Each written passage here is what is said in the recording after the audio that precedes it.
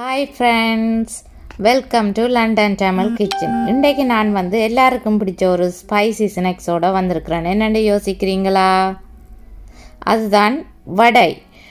வடையை சாப்பிட்டு நிறைய பேர் கேட்டுருக்கிறீங்க, என்னண்டு இப்படி முறுமுறண்டு வடை சொல்கிறீங்களாண்டு கேட்ட எல்லாருக்குமாக நான் இன்றைக்கு வடை ரெசிபியோடு வந்திருக்கிறேன். என்னென்ன இன்க்ரீடியன்ட்ஸ் தேவைன்னு சொல்லி பார்ப்போம் வாங்க.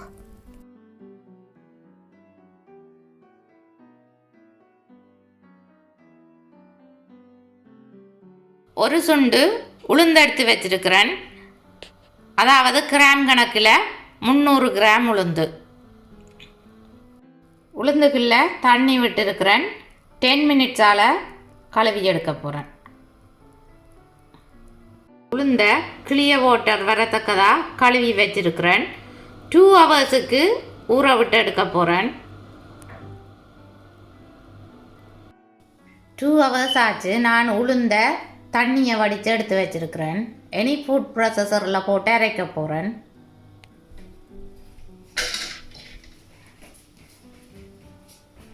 கொஞ்சமாக தண்ணி விட்டு அரைக்கணும். எனக்கு 10 டேபிள் ஸ்பூன் தண்ணி தேவையாக இருந்தது. நீங்கள் உங்களுக்கு தேவையான அளவு தண்ணியை ஆட் பண்ணுங்கோ. பெட்டர் திக்காக இருக்கணும். இனி நான் அரைக்க போகிறேன். 300 கிராம் உளுந்தையும் ஒரே தரமாகவே இந்த ஃபுட் ப்ராசஸருக்கு போட்டு அரைக்கிறேன். இடைக்கிட உளுந்த கரண்டியால் கிளறி விட்டு விட்டு அரைச்சிடுங்கோ. உளுந்து ஓரளவு அரைப்பட்ட பிறகு நான் 1 டீஸ்பூன் சால்ட் ஆட் பண்ணுறேன். இனி திரும்ப பீட் பண்ண போகிறேன். எங்களுக்கு திக்கான பெட்டராக வந்தால் தான் வடை போடைக்குள்ள நல்ல சேப்பாக வரும்.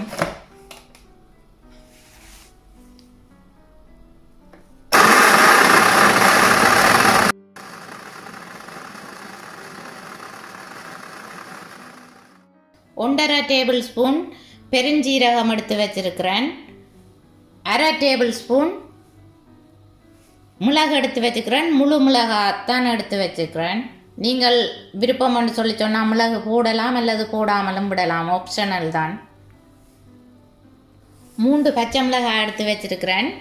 சின்னாக்கள் சாப்பிட்றபடியாக நான் பச்சை மிளகாய் கொஞ்சமாக தான் போடுறேன். உங்களுக்கு ஸ்பைசியாக வேணுமென்னு சொல்லி சொன்னால் நீங்கள் கூட ஆட் பண்ணலாம்.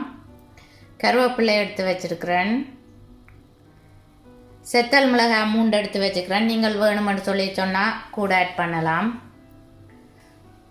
வெங்காயம் 2 எடுத்து வச்சுக்கிறேன். பெரிய வெங்காயம்னு சொல்லி சொன்னால் நீங்கள் 1 எடுத்தால் காணும். இனி எல்லாத்தையும் கழுவிட்டு சின்னனாக வெட்டி எடுக்க போகிறேன். எல்லாத்தையும் சின்னனாக கட் பண்ணி எடுத்துட்டேன். இனி எல்லாத்தையும் ஒரு டிஷ்ஷுக்குள்ளே போட போகிறேன். ஒன்றா எடுத்து வச்சிருக்கிற பெருஞ்சீரகம், மிளகு, வெட்டி வச்சிருக்கிற கருவேப்பிலை, வெங்காயம், மிளகாய் எல்லாத்தையும் ஒன்றா போடுறேன். அரைச்சி வச்சிருக்கிற உளுந்தையும் டிஷ்ஷுக்குள்ளே போட போகிறேன். உளுந்த பாருங்கோ எவ்வளவு ஸ்மூத்தாக அரைப்பட்டு இருக்குதுண்டு. இப்படி ஸ்மூத்தாக அரைக்கணும்.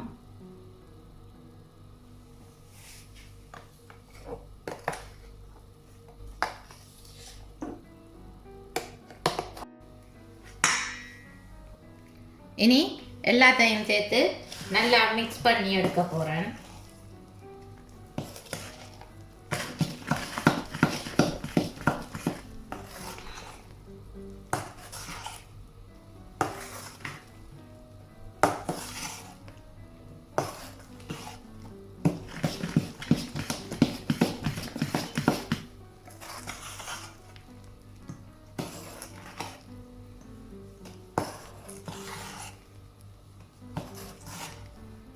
இப்போ நல்லா மிக்ஸ் பண்ணி எடுத்துட்டேன்.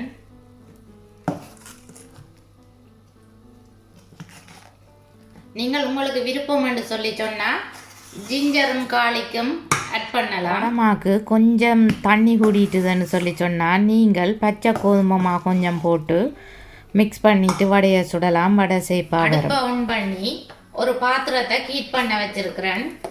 இனி ஆயில் ஆட் பண்ணுறேன். அடுப்பை நீங்கள் மீடியம் ஹீட்டில் வச்சுருக்கணும். எண்ணெய் சூடாகினா பிறகு தான் வடையை போடணும். வடை போடுறதுக்கு தண்ணி எடுத்து வச்சுக்கிறேன். கையை நினச்சி தான் செய்யணும். சின்ன துண்டு வடை மாவை கிள்ளி போட்டு செக் பண்ணலாம் நீங்கள் ஆயில் கொதிச்சிட்டுதோ இல்லையோண்டு. வடையை வந்து நீ தப்ப போகிறேன், கையை நினைக்க போகிறேன், 2 கையையும் நினைக்க போகிறேன். நினச்சிட்டு ஒரு கையால் வடை மாவை கிள்ளி உருட்டிட்டு மற்ற கையில் வைக்கிறேன். பேருந்து திரும்ப தண்ணியில் கையை நினைச்சிட்டு நடுவில் ஓட்டை போடுறேன்.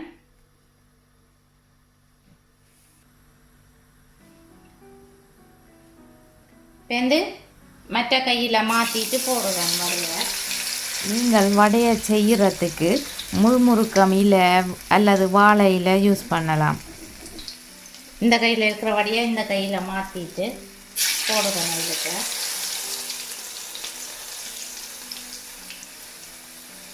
அடுப்பு வந்து நீங்கள் மீடியம் ஹீட்டில் வச்சுருக்கணும். லோ ஹீட்டில் வச்சுருந்தீங்கன்னு சொன்னால் எண்ணெய் இழுத்துடும், வடை ஒரே ஒயிலாக இருக்கும்.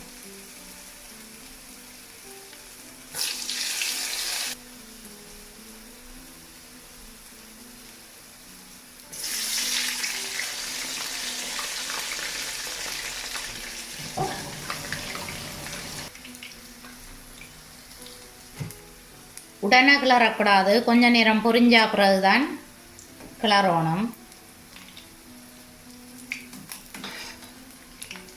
மற்ற சைட்டுக்கு திருப்பி விடுங்க கொஞ்ச நேரம் பொரிஞ்சா பிறகு.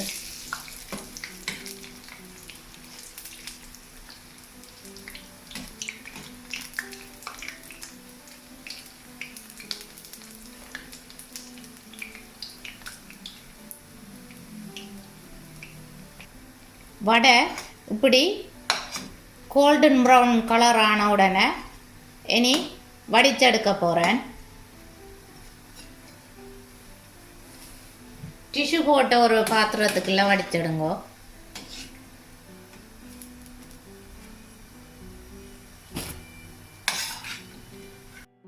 இதை மாதிரியே மிகுதியாக இருக்கிற வடை மாமுழுத்தலையும் பொரிச்சிடுங்கோ.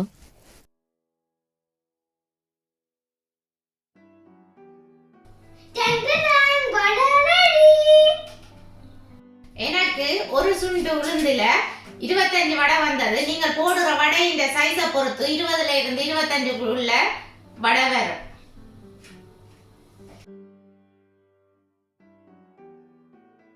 நீங்களும் வடையை இப்படி செய்து பாருங்கோ. எப்படி வந்தேன்னு சொல்லி எனக்கு கமெண்ட் போடுங்கோ. ஃபோட்டோஸ் எடுத்து என்னுடைய ஃபேஸ்புக் பேஜில் அப்லோட் பண்ணி விடுங்கோ. ஃபேஸ்புக் பேஜின்ற லிங்க் வந்து நான் டிஸ்கிரிப்ஷனில் கொடுத்துருக்குறேன். என்னுடைய வீடியோஸ் உங்களுக்கு பிடிச்சிருந்தா லைக் பண்ணுங்கோ, ஷேர் பண்ணுங்கோ, கமெண்ட் பண்ணுங்கோ. என்னுடைய வீடியோ பார்த்ததுக்கு ரொம்ப ரொம்ப நன்றி. இதுவரைக்கும் என்னுடைய சேனலை சப்ஸ்கிரைப் பண்ணின எல்லோருக்கும் நன்றி. மீண்டும் இன்னும் ஒரு ரெசிபியோடு உங்களை சந்திக்கின்றேன். பாய்.